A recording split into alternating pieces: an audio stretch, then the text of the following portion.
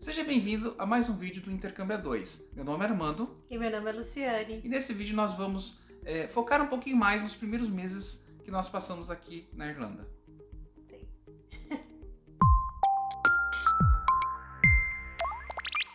Bom, no final de março de 2015, quando nós chegamos aqui de avião com todos os nossos pertences em algumas malas, tudo era novidade.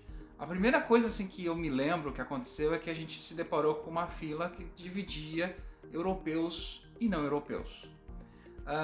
Eu já estava com meu passaporte português, mas a Luciane ela estava com o passaporte brasileiro, então eu decidi ir com ela na fila de não europeus para não deixá-la sozinha. Essa parte da imigração, acho que a imigração assusta qualquer pessoa em qualquer lugar do mundo. Era a nossa maior preocupação passar na imigração, né? Até porque na época o pessoal falava que era complicado, que tinha pessoas sendo deportadas, então a gente tinha, como todo mundo, né, receio de como ia ser o processo na imigração. Mas eu acho que o nosso problema na imigração é que nós somos honestos demais. Na verdade, a gente estudou bastante, né, o processo de entrada, né, na Irlanda. A gente pesquisou, então, para quem não sabe, quando um brasileiro vem para a Irlanda, não é necessário aplicar para o visto antecipadamente, né? Então eu viria inicialmente com visto de turista. E aí, nos 90 dias com visto de turista, a gente iria aplicar para o meu Stamp 4, que é o stamp de residência para dependentes de cidadãos europeus. Então, essa era a nossa opção. Eu viria como dependente do Armando e a gente falou na imigração que a gente estava vindo para morar e foi esse o nosso erro, a sinceridade, né? O cara não queria nem saber de mim, porque tipo, ele viu meu passaporte europeu, ele não criou problemas pra mim, mas ele não tava meio que querendo deixar a Luciane passar tão facilmente. Só pra explicar, a maioria das pessoas que quando vem pra Irlanda pra fazer o intercâmbio, elas têm que vir com um valor X de dinheiro, elas têm que ter um seguro governamental, elas têm que ter a carta da escola, elas têm que ter uma acomodação temporária. Então tudo isso facilita a entrada na imigração. A gente veio com a cara e com a coragem, a gente veio se firmando no que a gente leu sobre o processo de imigração para dependentes de europeu, e essa foi a nossa salvação. A gente sabia. A gente tinha lido o site do governo, o site da imigração irlandesa de cima a baixo, e existe, na verdade, para toda a Europa, um tratado de direitos, né, que dá o direito ao cidadão europeu ter o seu esposo, né, ter a sua esposa junto com ele em qualquer país da Europa, né, da União Europeia. Então a gente sabia que a gente tinha o direito, o Armando tinha o direito de, como cidadão europeu, trazer, né, no caso, trazer a esposa, e foi nisso que a gente se apegou. E assim, eu achei que a pessoa que estava o agente de imigração, ele também não estava entendendo muito, né, o processo, e ele foi até muito grosso, mandou a gente sentar, a gente ficou uns 40 minutos esperando para ser atendido, e ele fez uma enrolação tremenda. Ele falava assim: não, ele vai entrar, mas você não vai entrar, porque você não vai entrar, ele tudo bem, o que você tá fazendo aqui? Não, você não pode entrar com visto de turista.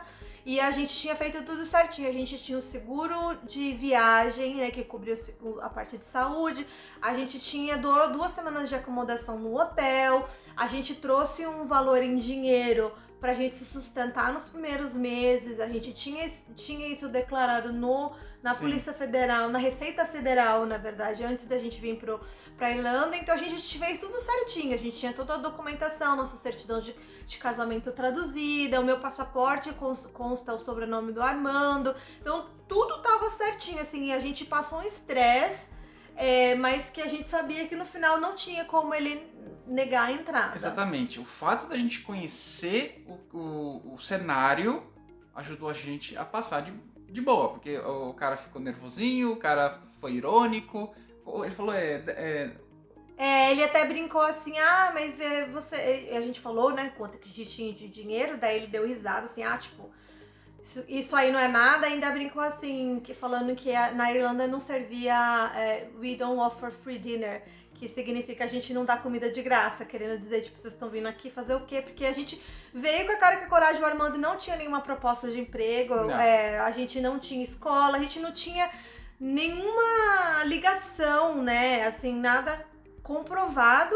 A gente veio com a coragem de que a gente ia vir e o Armando arranjar emprego, a gente ia aplicar pro meu visto de residência, e foi isso, a gente foi sincero, a gente tentou não mentir, foi até um pouco a gente foi um pouco ingênuo, eu acho, mas como a gente sabia o processo, a gente tinha lido, a gente sabia desse direito do cidadão europeu ter o seu esposo junto, então a gente se bateu nisso.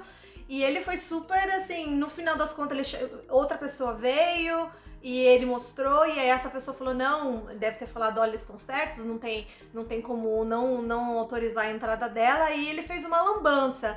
Porque cidadão europeu, quando entra num outro país da União Europeia, você não recebe o carimbo, né? Não precisa. No passaporte. E o cara fez uma lambança imensa, ele carimbou o passaporte do Armando. Ou seja, não tem validade nenhuma. Não carimbou o meu, então eu não tenho no meu passaporte um carimbo de entrada na Irlanda. Foi até engraçado depois, quando eu fui tirar o meu Stamp 4, que a gente foi no escritório da imigração e a pessoa pegou meu passaporte e falou assim, como é que você entrou na Irlanda? Daí eu falei brincando, nada, né? E aí a gente explicou o que tinha acontecido com a gente da imigração no aeroporto, e a pessoa, tipo, virou os olhos, assim, tipo, putz, eles não sabem de nada, sabe? Então foi engraçado e, assim, e foi uma certeza pra gente que a gente não tava fazendo nada de errado. Então por isso que a gente sempre avisa com pessoas que vêm perguntar sobre vir, a gente sempre fala, vem da forma legal, se vier vir para estudar, faz tudo certinho, se tem passaporte europeu, tenta ao máximo. Quem tem passaporte europeu não tem muito problema, mas se você vir com o esposo, com filhos, que você vai ter que aplicar para o visto de residência, que tenha, de preferência, traga um dinheiro a mais, traga documentação, porque na imigração é uma caixa de surpresa, a gente nunca sabe. E atualmente tem até uma lenda urbana aqui em Dublin, que tem uma tal da loira da imigração, que é o terror dos estudantes e de pessoas que estão chegando na Irlanda. E o pessoal sempre fala que quando chega na fila e vê que tem uma ou duas, a gente, ninguém sabe exatamente quem é, então a gente sempre brinca, será que a loira tá aí, né? Porque diz que ela é bem rígida. Mas se você tiver com documentação toda certa, você tiver no seu direito, realmente não tem como eles barrarem a entrada. É que eu acho assim, o problema assim, quando você é europeu, eles te dão um bom dia, você entra e acabou. Quando você não é europeu, você tem que provar que você tá certo. Assim, todo país tem a imigração é justamente para isso, né? Para evitar de entrada de pessoas que podem se tornar um risco, né? Para a segurança do país, pessoas que vêm né, e acabam se tornando imigrantes ilegais. Então, assim, eu respeito esse trabalho da imigração, mas, assim, a gente sabe por experiência própria e de outras pessoas que não tem um padrão. Para cada pessoa eles pedem uma coisa diferente, até para o processo de aplicação para o visto. Tem pessoas que em 2 semanas recebem o visto, tem pessoas que demoram meses, ou tem pessoas que demoram, já vi casos de pessoas que demoram mais de ano para conseguir o definitivo, ou é negado. Então, assim, não tem um padrão, é isso que é difícil pra gente entender qual que se tivesse um padrão, né, do que você tem que seguir passo a passo, seria mais fácil. Mas esse foi o primeiro dia, as primeiras horas da nossa chegada na Irlanda, e foi, assim, estressante o suficiente, eu acho. Foi. Bom, concluindo ali, ele deu 3 meses de visto de turista pra Luciana, que era tempo... Pro Armando. Que foi no passaporte dele. Mas enfim, deu 3 meses de visto de turista. E então, tudo bem, fazia parte do plano. E então nós fomos pro hotel, né? Isso. Como eu expliquei, a gente veio com tudo certinho. A gente fez reserva no Ibis, aqui de Dublin. E até Red Cow. Porque era um dos hotéis que tinha um preço mais em conta. Dublin uma cidade muito cara para hotel. Muito. Uma das capitais mais caras da Europa, eu acho. Assim, lógico, Londres, outras capitais realmente tem um preço maior, mas Dublin é bem cara. Eu sei porque eu trabalhei em hotel quase os primeiros 2, 3 anos que a gente morou aqui, eu trabalhei em hotel, então o preço é muito caro. E a gente reservou 2 semanas no Ibis. E a partir da nossa chegada, a gente foi pro hotel, foi bem bacana, assim, a gente ver a cidade, ver como as coisas funcionavam. A gente contratou um transfer, na verdade, que é como se fosse um táxi, né, com um brasileiro. E ele foi buscar a gente no aeroporto, porque a gente também não conhecia, e o local do hotel que a gente ficou era um pouco afastado.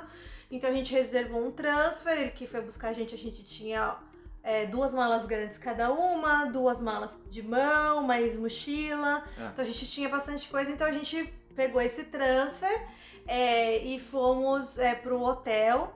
E a gente conseguiu descansar um pouco. Pro próximo dia a gente já começou a procurar as coisas que a gente tinha que resolver, né? A prioridade inicial era achar um lugar permanente ou um lugar pra gente morar, pra não ter que depender de ficar em hotel, né? O hotel é caríssimo, não dá. Realmente era uma situação temporária. E a nossa primeira tentativa de tentar se misturar, a gente alugou um quarto via Airbnb. A gente reservou as 2 semanas de hotel inicialmente, só que ia ficar muito caro. Então a gente, a partir do segundo, terceiro dia que a gente tava aqui, a gente começou a ver que a Airbnb era mais barato do que ficar em hotel e a gente então desistiu, a gente cancelou a segunda semana de hotel e a gente foi tentar um Airbnb, né, com um host, que era irlandesa, né? Era uma anfitriã irlandesa. Morava só ela, a filha, né? Filha, E ela tava alugando o quarto. Então nós pegamos esse quarto por uma semana, um pouquinho mais. Foi uns 10 dias, eu acho. Uns 10 dias.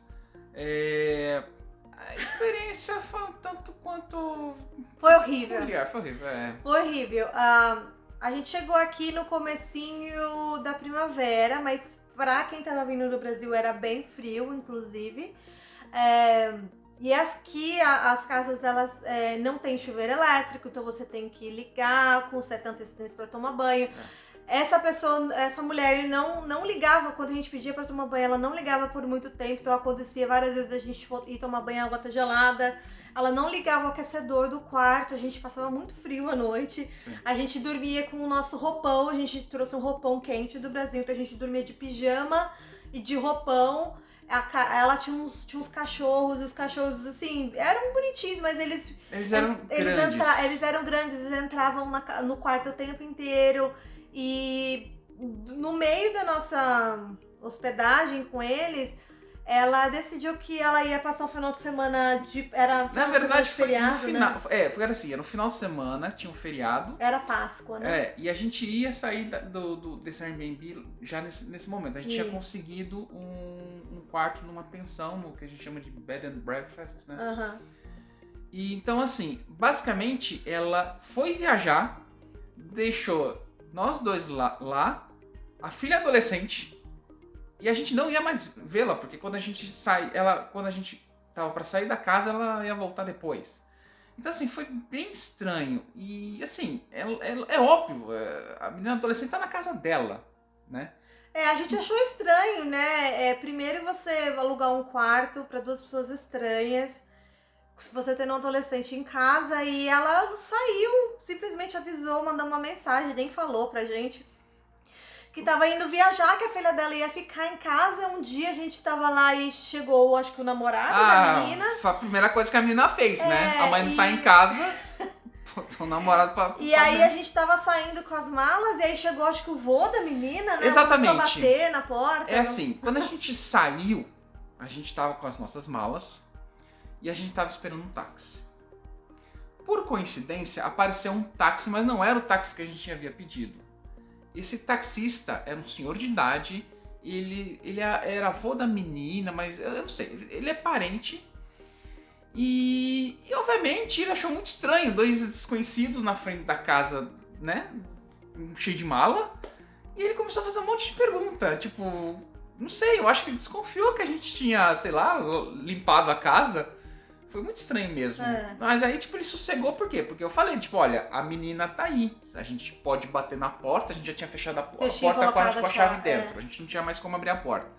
Então, ó, vamos bater na porta, a menina vai aparecer, obviamente ela vai continuar escondendo o namorado lá dentro, né? Mas ela vai aparecer na porta e ela vai explicar a história que a gente acabou de contar pro senhorzinho taxista. E foi o que aconteceu. Era avô dela, mas não era pai da moça, devia ser sogro, eu não sei. sogro, alguma coisa mas assim. enfim. Mas eu acho que ele passou e viu a gente na frente, achou Exatamente. estranho. Acho que ele não foi conferir nem nada, ele só achou estranho. Mas essa foi a parte assim ruim que a gente passou e a gente não podia cozinhar. Era uma casa que a gente não podia cozinhar. A gente só podia usar a geladeira para guardar um leite, alguma coisa assim, né? As coisas que a gente tinha comprado, mas não podia cozinhar, ela não deixava que a gente cozinhasse. E foi isso, assim, foi uma experiência horrível. Foi a única vez que a gente ficou de Airbnb aqui na Irlanda. Sim. A gente já ficou em Airbnb em outros lugares sem problema nenhum. Mas assim, o Airbnb em outros lugares, a gente pegava a casa inteiro. Então, tipo assim, vamos alugar aquele apartamento no Airbnb, a gente pegava o apartamento inteiro. Mas isso foi só a passeio, tipo, final de semana. A missão de ficar na Irlanda era mais complicada porque a gente precisava pegar mais dias. Então ficava muito caro alugar um apartamento inteiro por uma semana ou coisa parecida. Aí a gente desesperado, né, na casa dessa irlandesa, a gente foi pesquisar outras opções. E aqui na Irlanda, eles têm muito boas opções de bed and breakfast, que no Brasil a gente chama de pensão, que seria como se fosse uma casa grande com vários quartos. Só que aqui no caso a gente tinha o banheiro, nosso banheiro, que era uma suíte. É bem profissional. E aqui é bem comum. Então a gente foi, até inclusive era bem próximo da casa da irlandesa, era mesmo no bairro. E a gente foi ficar nessa pensão por 12 dias. E até a gente conseguir achar a casa. Nesse tempo, né, que a gente chegou, eu já tava acessando os sites tipo de imobiliária, que aqui chama Daft. E a gente tava indo, marcando visita, mandando e-mail, pra conseguir algum lugar pra gente ficar. Nessa época, o boom imobiliário já tava bem assim, a concorrência já tava bem grande. Então, a maioria dos anúncios que a gente mandava contato, a gente não recebia retorno. A gente foi em umas 2, 3 visitas. Alguns lugares horríveis, assim, mofado, velho, sujo. Assim, umas coisas horríveis mesmo. E inclusive, a gente foi ver de um apartamento que a nossa intenção era a gente morar sozinho, a gente não queria dividir. A gente foi num lugar, a gente ofereceu pagar alguns meses antecipado, eles não aceitaram porque a maioria dos lugares aqui eles pedem uma referência de trabalho, uma referência de outro lugar que você já morou. E a gente só tinha ficado em hotel no Airbnb. Então a gente não tinha referência nenhuma, a gente era recém-chegado. Então, assim, tudo tava trabalhando contra, né? Sim. Então a gente inclusive ofereceu, não, a gente paga alguns meses antecipado, mas a pessoa falou, não, mas você não tem emprego, você não trabalha, você não estuda. A questão não era dinheiro, a pessoa falou assim, né? Não tem referência, não tem como alugar pra você, então foi muito difícil. E aí, nesse meio tempo que a gente foi pra pensão... deixa eu voltar um pouquinho. Aí, já no Airbnb, a gente aproveitou ali o tempo para entrar em sites e eu comecei a botar meu currículo em sites especializados daqui. Assustadoramente, no primeiro dia, meu telefone começou a tocar. Assim, eu comecei a falar, nossa, mas meu currículo é tão bom assim? Sério, no primeiro dia o telefone começou a tocar. Mas aí o que acontecia? Juntou aquela coisa de, caramba, tem alguém que tem uma vaga... leu o meu currículo, que quer saber mais de mim, mas é em inglês.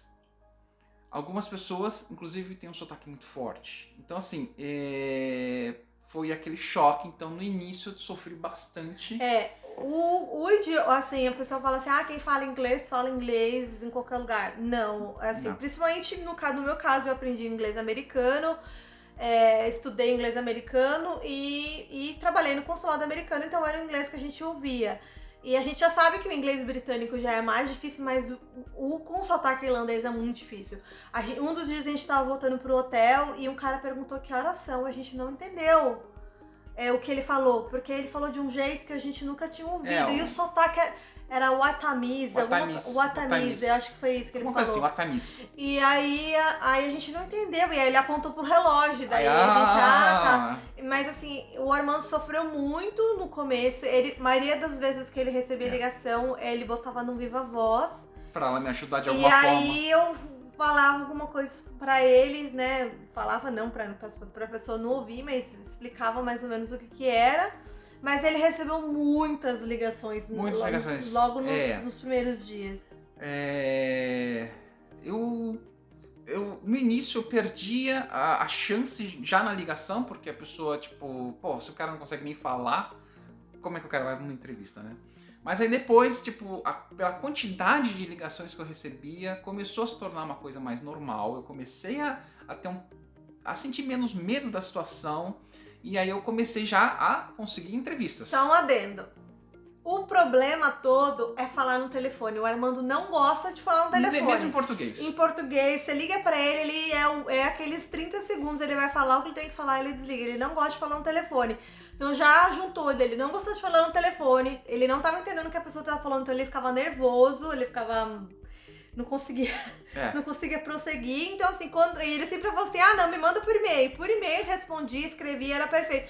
Mas quando a pessoa ligava pra ele, tipo, ficava muito bravo, porque ele não gosta de falar no telefone. E o irlandês adora telefone, meu Deus eles do céu. adoram. Tudo eles fazem pelo telefone. A gente tem problemas. Eu gosto de cotar alguns serviços, algumas coisas, por escrito, eu gosto de ter por escrito. E as pessoas aqui não. Você pede um orçamento no site de qualquer coisa, eles te ligam.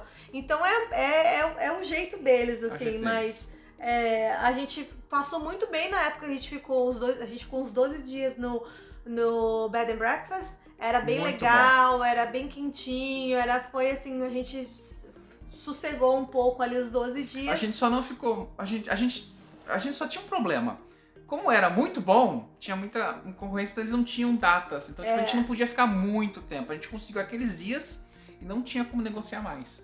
E aí, outra fonte de informação que eu sempre falo, assim, as pessoas falam, mas quando você chegar aí, você não fica com brasileiro, senão você não vai aprender.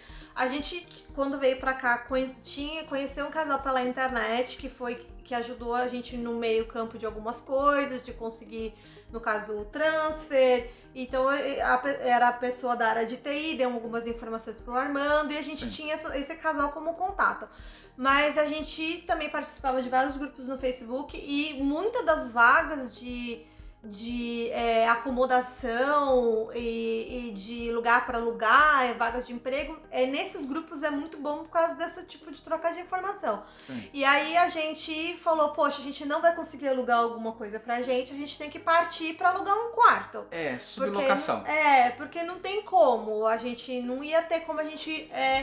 alugar uma coisa inicialmente pra gente. Aí num desses grupos a gente viu uma vaga, né, de um casal que já morava aqui há 5 anos, que morava 5 anos na época que a gente chegou, e aí eles estavam alugando um quarto, era no centro da cidade, e era mais ou menos o que a gente queria pagar, e no final das contas esse casal era amigo desse outro casal que a gente conhecia. Então, esse casal que a gente conhecia pela internet falou, olha, são meus amigos, né, dá uma referência, e a gente conseguiu alugar esse quarto. Isso. E a Renata e o Adriano, que é o casal que a gente morou no início, são nossos amigos até hoje. Um beijo pra vocês. E a gente morou com eles e foi assim, foi bom porque foi a primeira vez que a gente pôde tirar as coisas da mala, que até nesse momento a gente não tirava as coisas da mala, era tudo na mala, porque a gente mudou muito de hotel para o Airbnb, pro Bed and Breakfast, e depois a gente fez a mudança para casa desses brasileiros. E foi bem bacana. E durante esse tempo que a gente ficou com eles, foi um momento que eu consegui o meu primeiro emprego, ainda temporário, era uma vaga temporária, era um projeto de desenvolvimento, PHP, minha área mesmo, né? Então, foi o emprego dos sonhos naquele momento que, tipo, serviu pra gente conseguir o quê? Abrir conta em banco aqui, Porque você precisa ter uma referência de alguém. Então, se você é estudante, se você é intercambista de verdade, tem uma escola, a escola vai te dar uma carta e essa carta você abre uma conta em banco aqui. Mas se você vem do nada, você tem que ter algum comprovante de residência, alguma coisa. Então, aí, quando eu consegui o emprego chegou e falou, olha, a Amanda é contratado, eu preciso pagar o salário dele, então, né, tá tudo certo. Aí eu fui no banco com essa cartinha e consegui abrir a conta no banco. E com esse emprego, o fato de eu estar recebendo um dinheiro, a gente conseguiu dar início à entrada da papelada pro visto da Luciane, né, de visto permanente, que é o Stamp 4, né? Isso, o Armando conseguiu, acho que em abril, né? Final de abril, mais ou menos. Acho que foi. Foi rápido, foi menos, foi bem. O Armando fez muita entrevista, acho que foi mais de 20 entrevistas. Um monte, porque, assim, todos os feedbacks eram do tipo assim, olha, você quase passou, mas deslizou no inglês, você ficou um pouco nervoso, e aí o entrevistador ficou com um receio e acabou decidindo não me contratar. Mas é aquela coisa, você vai fazendo, a cada entrevista você vai perdendo mais o medo, você vai ficando mais ousado, você começa a passar a dominar mais a situação, até que eu consegui a primeira oportunidade de emprego. E aí foi, acho que se não me engano, acho que foi final de abril. E só que para aplicar pro meu visto, a gente precisava esperar chegar dois olerites, olerites, né? Payslips do Armando.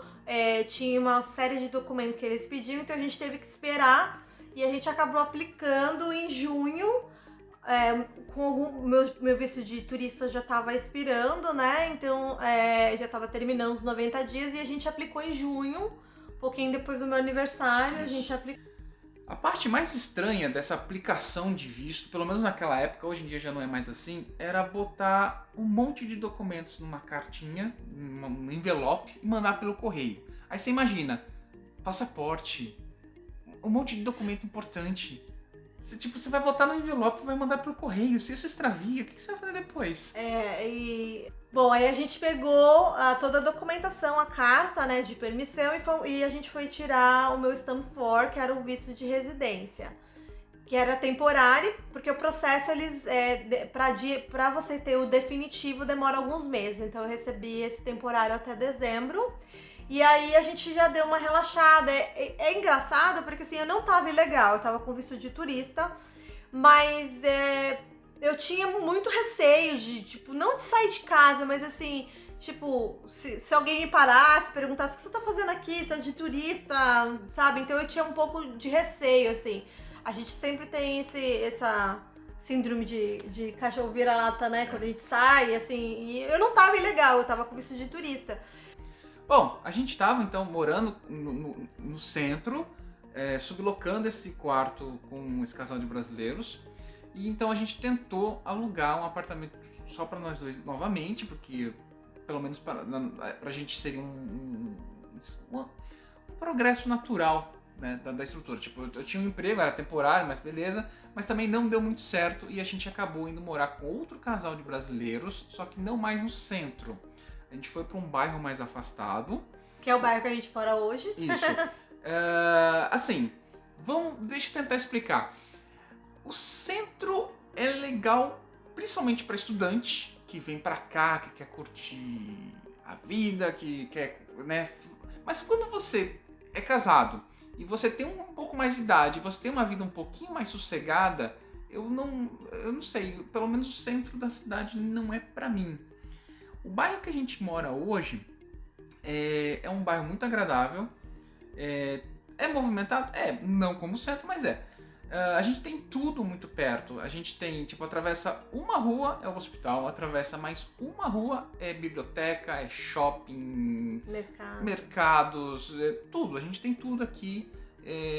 Acho que só não tem a loja Pennies aqui, né? A única coisa que falta em Tala é a Pennies, que é a Primark, que é uma loja de uma perdição, que é tudo baratinho, mas não tem, mas assim... Acho que é o único ponto, assim, que... Mas de resto tem tudo, tem mercado, tem no shopping é bem completo, tinha cinema, né? Com coronavírus, infelizmente... O cinema não aguentou, fechou. Não aguentou.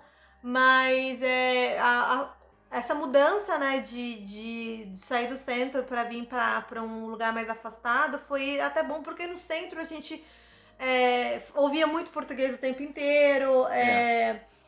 Eu acho, assim, Dublin, infelizmente, o pessoal é muito sujo, né? Então, assim, eu me incomodava muito as ruas sujas. Não que aqui em Itália não tenha rua suja, tem. Mas aqui, por ser mais afastado, você não tinha tanto... Na época que a gente veio, não tinha nada de brasileiro. Hoje tem uma comunidade bem grande. Mas foi bom pra gente, assim, relaxar um pouco, porque o Armando tinha um emprego e a gente, né, tava dividindo o apartamento. Foi temporário, o contrato acabou. Mas aí ele continuou procurando o emprego, e eu com visto eu também poderia procurar trabalho, mas assim, para mim foi bem difícil, porque a minha área de atuação no Brasil, antes, né, de vir para Irlanda, eu trabalhava no consulado americano em São Paulo, já eram uns 4 anos que eu trabalhava lá, e antes eu trabalhava com um hotel, né? Trabalhava num hotel 5 estrelas e depois eu trabalhava na área de turismo e hotelaria. Então aqui, por mais que tenha muita demanda, né? Tem muito hotel, foi difícil eu me inserir no mercado de trabalho. Por quê? Porque assim, o meu currículo na época, tudo a gente fazia era mais ou menos uma versão do Brasil traduzida, e muita coisa do currículo formato brasileiro não tem nada a ver com o formato irlandês, que não tem nada a ver com o formato europeu e de outros países. Cada país tem o seu formato. E aí, num desses grupos de Facebook, eu descobri um curso que chama Epic, e basicamente é um curso para estrangeiros, para serem inseridos no mercado de trabalho. Mas para estrangeiros que têm residência, né? Estrangeiros que tem ou Stamp 4 ou cidadão europeu. Então, um programa específico que é do governo, na verdade é uma ONG, né, que oferece, que era um curso de 4 semanas, né? Não era mais, né? Eram 2 meses, eu acho. Então foi muito importante. Eu me inscrevi nesse curso, fiz o teste de inglês, tem que fazer um teste de inglês. E aí eu participei desse curso, que foi mais ou menos setembro e outubro. E foi muito bom pra mim, eu aprendi muita coisa. Consegui minha primeira experiência profissional na Irlanda lá, né? Nessa ONG eu cobri a secretária por 2 semanas. E foi, assim, minha primeira oportunidade de emprego. Então, assim, foi muito bom. Eu conheci outras brasileiras no curso, que a gente tem amizade até hoje. E foi um grupo, assim, muito especial. E foi o diferencial pra mim, né? Assim, antes do Epic eu não recebia nenhuma proposta de emprego, mesmo tendo um currículo muito bom. Eu trabalhei mais de 12 anos em hotel de 5 estrelas, eu trabalhei com a MSC Cruzeiros, O pessoal aqui não vai telefonar pro seu ex-empregador no Brasil pra confirmar os dados. Então, tipo assim, você trabalha no Brasil? Tá bom. Mas e aí? E aí, a partir do momento que eu fiz o curso, fiquei com essa experiência de 2 semanas. E eu tive uma referência, né? Então, assim, eu tinha uma referência irlandesa. E assim, logo o segundo currículo que eu mandei depois do curso, eu consegui um emprego num hotel, 4 estrelas, de recepcionista. E como assim, tava muito difícil eu me inserir no mercado de trabalho, eu falei pra ele, tudo bem, eu vou voltar pra hotelaria. Não era o que eu queria, eu não queria voltar pra hotelaria pela questão dos horários, não trabalhar de final de semana, trabalhar à noite. Então, assim, eu não queria, mas foi o que apareceu e foi o que a gente, né, que foi o que eu acabei aceitando. Sim. E então eu comecei a trabalhar num hotel comecei de dezembro. E aí a gente, o Armando também, desde que saiu do outro emprego, quando em agosto, mais ou menos, que acabou meu contrato temporário, eu tava procurando emprego. Eu tinha, então, uma referência irlandesa. Eu tinha já trabalhado numa empresa da Irlanda.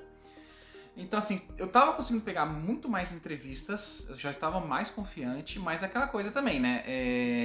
Eu tava sendo um pouquinho mais exigente, porque, tipo, eu precisava de pegar uma coisa mais permanente. E a gente discutiu que, assim, que ele iria optar, que o primeiro emprego foi assim, o primeiro que apareceu a gente aceitou por causa da questão do visto. Mas depois a gente conversou e falou assim, não, você vai procurar algo que você goste, que é dentro do seu perfil, que é o que você gosta de fazer, uma empresa que vai ter bons benefícios, vai oferecer um bom salário. Então eu falei pra ele assim, não se apressa, procura direitinho, faz a entrevista e vai naquele que você achar que é o emprego que você quer, né? Porque um dos motivos que a gente veio pra Irlanda é pra ter uma qualidade de vida melhor, então a gente não queria que ele arranjasse um emprego que fosse consumir ele à noite, hora extra, final de semana, então a gente baixou um pouco a bola e falou, não, a gente vai parar um pouco e a gente vai focar num emprego bom. Isso. E ele veio. Em dezembro, o emprego veio no final de dezembro, eu assinei contrato com um jornal famoso daqui, o The Irish Times. Eu ia trabalhar com programação, obviamente, a minha área, TI. Eu assinei o contrato... Dia 22 de dezembro, antes do Natal. 22 de dezembro, foi bem perto do Natal, até brincava, falava assim, meu presente de Natal é um bom emprego, né? Então eu tava feliz, mas eu ia começar na primeira segunda-feira de 2016. Isso. Certo? Mas aí aconteceu uma coisa totalmente inesperada. Eu comecei a me sentir muito cansado. A gente até... assim, sabe como é homem quando começa a ficar doente? Eu achei que era apenas tipo assim, olha, estou me desestressando, porque aquela coisa de precisar procurar emprego, tinha acabado, tinha encontrado emprego. Então, tipo assim, eu tava ficando... E foi somado com o começo do inverno, né, aqui. Então aqui eles até falam que tem o blues, né? Que é você ficar meio depressivo, você ficar meio triste. Porque tem menos sol, né? Tem menos sol. Interfere muito no organismo. A gente, assim, no Brasil o pessoal não sabe porque não tem isso, mas 3, 4 horas da tarde já tá escuro no inverno. Então, assim, o corpo sente muito. Então a gente achou que por ele estar estressado, por estar esfriando, que ele tava doente. E homem é mais mole, né? Assim, quando fica doente. E só que combinou com o meu início do trabalho, então eu não tava em casa a maior parte do tempo, eu não consegui ver que ele tava doente, que ele não tava bem, e aí eu comecei a perceber que ele não tava bem porque ele ficou com falta de apetite, né? Eu deixava as coisas pra ele comer, né? Esquentar comida, as coisas ele não tava comendo, ele gosta de jogar videogame, ele não jogava videogame, ficava o dia inteiro na cama, então assim, eu achei meio estranho, mas como era quase véspera de Natal, e aí ele não tá, assim, tava, né, ele tava sentindo fraqueza, ele falava que ele ia às vezes que ele no mercado ele se sentiu bem, que vomitou algumas vezes, então eu achei que o Armando tem esse problema, quando ele fica muito nervoso e tal, ele tem esse problema de ficar com ânsia. Eu tive alguns casos de vômito na rua, de estar andando na rua, me sentir nervoso e vomitar. Então, assim, eu não pude acompanhar de perto porque eu tava trabalhando. Então, quando foi no Natal, que ele tava como se estivesse um pouco resfriado, e aí um dia ele tava tomando banho, eu entrei no banheiro e ele tava se enxugando e eu vi umas pintinhas nas pernas, assim, na batata da perna, do joelho pra baixo, né? A perna dele toda cheia de pintinha. Assim, eu não reparei antes, porque como tava muito frio, a gente tomava banho, botava roupa de frio e a gente não via, né? Não prestava atenção, principalmente na perna, né? Daí eu perguntei pra ele, o que é isso na sua perna? Daí ele falou assim, isso aqui apareceu tem alguns dias. Daí eu falei, não, isso tá muito estranho, né? Vamos no médico. Só que isso era no Natal e o médico, né, o GP, abria só dia 27. Daí eu liguei no dia 27 pro GP e falei, não, vamos no médico, você não tá legal, você tá gripado, vamos, né? Ele tava bem pálido. Daí eu falei pra ele assim, não, vamos no médico. Aí eu liguei no GP, dia 27, eles não tinham, o médico não tava, o médico ia voltar dia 28, só que ele não tinha horário, ele só ia ter horário dia 31 de dezembro. Aí eu falei, não, marca, 31 de dezembro marca, não tem problema. Só que o Armando não me falou os outros sintomas que ele tava apresentando. Tinha o sangramento na gengiva. Mas é uma coisa que acontecia às vezes, então eu não me liguei. E aí a gente foi no GP, nesse dia, eu ia trabalhar, entrar às 3 da tarde nesse dia, e daí eu marquei para as 11 horas, a gente foi no médico. Daí a gente, né, começou a citar o que ele tava sentindo. Aí o médico, eu percebi que o médico ficou assustado, mas ele não tinha como fazer um exame de sangue ali. Então ele deu pra gente uma carta pra gente ir no hospital, é um redirecionamento, né, vamos dizer assim. Quando isso acontece, a gente só paga o GP, a gente não paga o hospital por aquela consulta, porque é um redirecionamento. Enfim, e ele falou assim, olha, vocês vão no hospital agora, não é depois, não é amanhã, não é depois de amanhã, é agora. Aí eu percebi, ele tá desconfiando que o negócio é sério. A gente ainda passou no apartamento para pegar bolacha, algumas coisas. Carregador, água, porque a gente sabe, snack. o sistema de saúde irlandês tem a fama de ser lento. Então, tipo assim, as pessoas quando vão lá para precisar de alguma coisa, pode demorar. A gente tinha tido a experiência de precisar ir no hospital alguns meses antes. Inclusive foi indicação do médico também. O Armando teve uma paralisação do lado do rosto, chama Bell's palsy.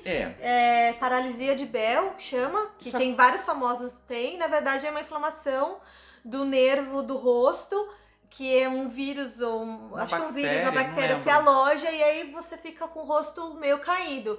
E aí o Armando teve isso aqui, a gente não sabe se foi... Eles dizem que é causado por estresse ou por frio, né, extremo. Mais a bactéria. E aí ele teve essa paralisia e aí a gente foi no hospital, então a gente ficou umas 8 horas, né?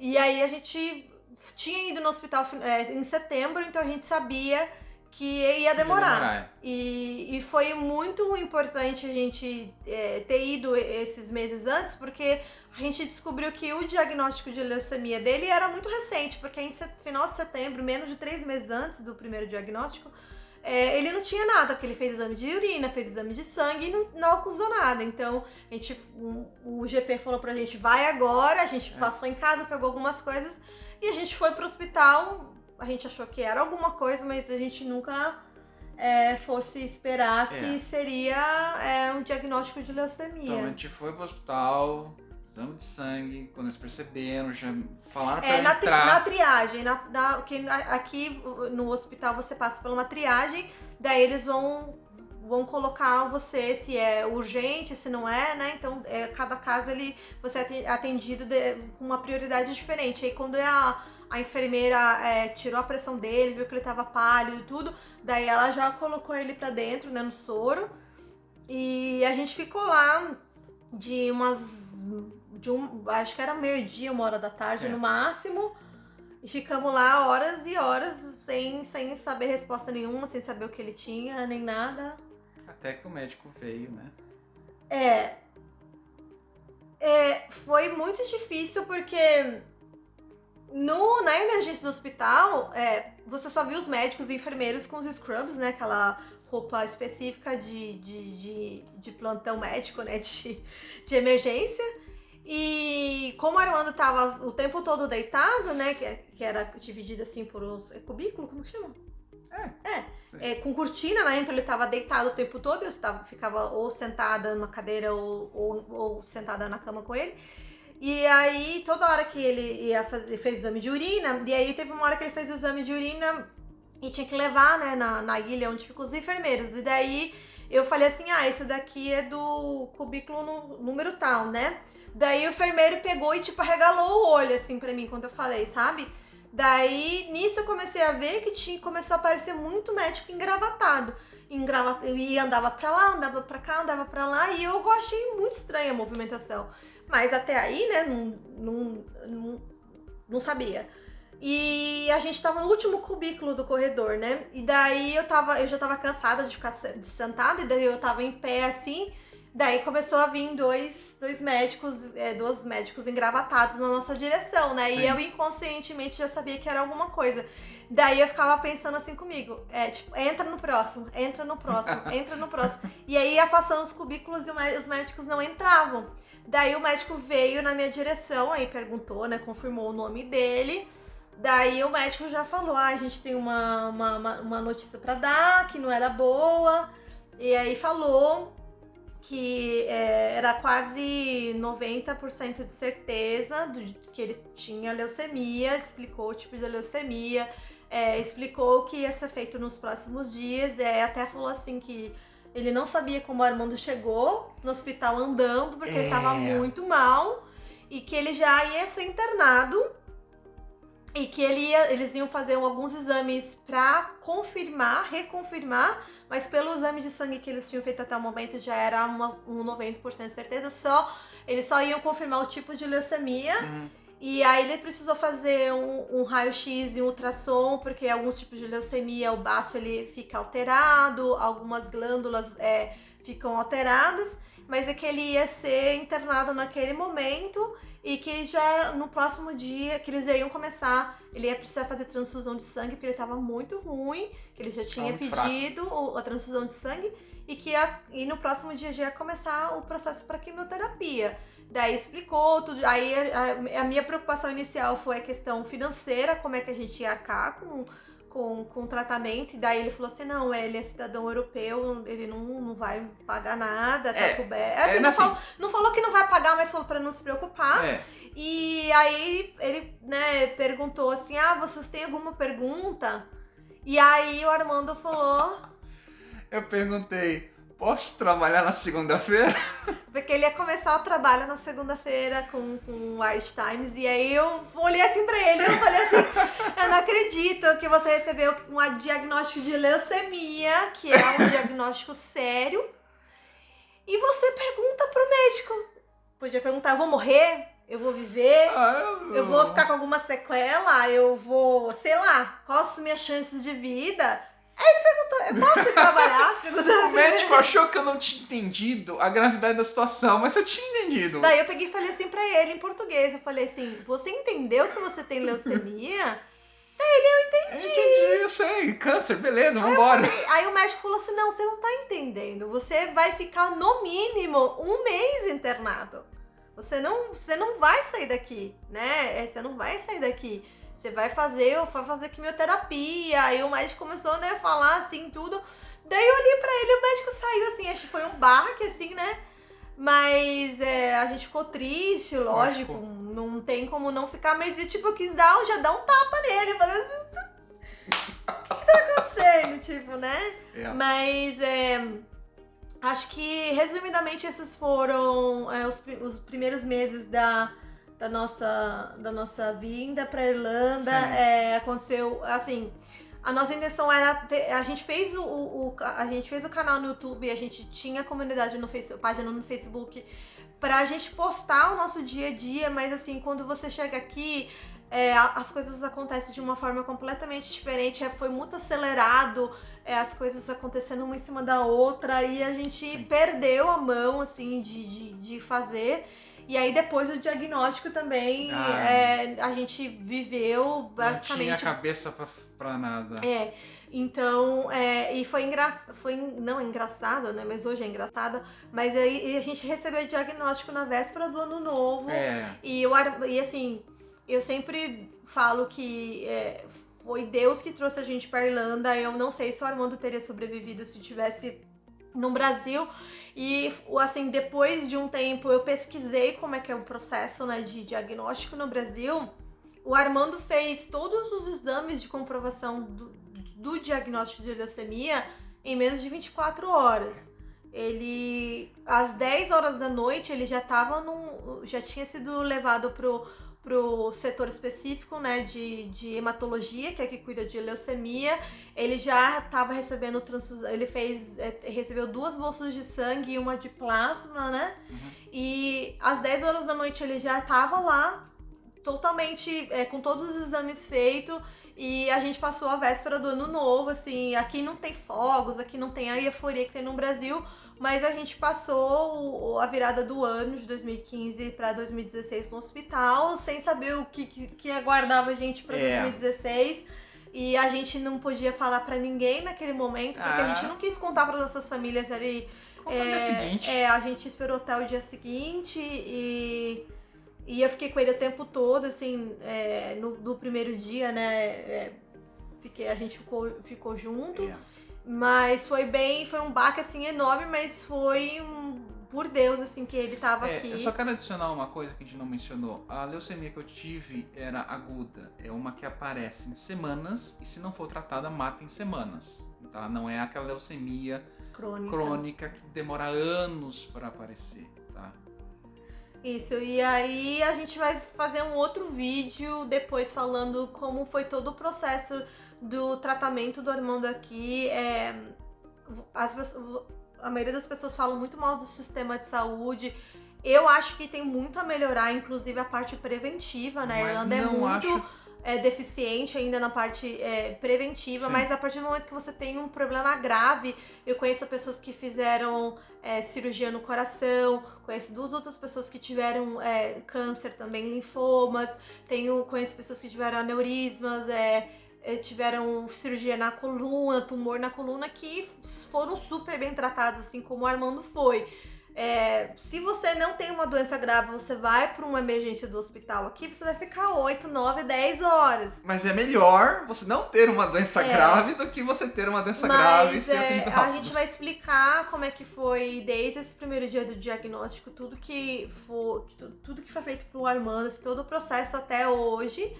E eu acho que pro vídeo de hoje é isso. Se vocês tiverem alguma pergunta específica sobre o processo de Stanford ou sobre entrevista, sobre o curso, qualquer outra coisa, a gente pode falar num outro vídeo. Bom, então é isso.